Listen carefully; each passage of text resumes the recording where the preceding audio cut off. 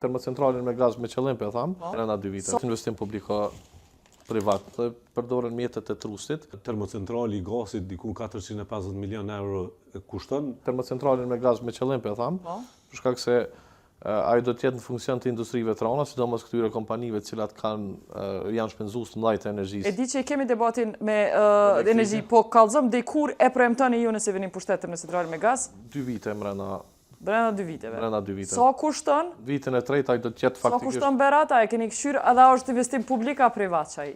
Jo, edhe ky do të jetë investim publik privat. Një model që kemi diskutuar që nëse s'ka, sigurisht që ka dhe investitor të interesuar, po një model është dhe përdoren mjetet e trusit, cilat sot kanë kthim 1%, aty mund garantohen me një kthim 5%.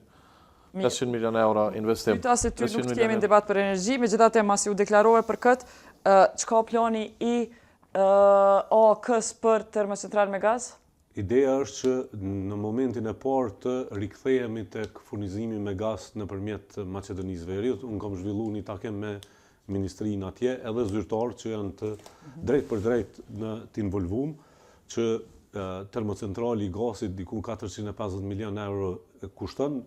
Kjo mund të bëhet me investimet bankës botërore edhe investimet tjera të strategjisë për pavarësim nga gazi rus.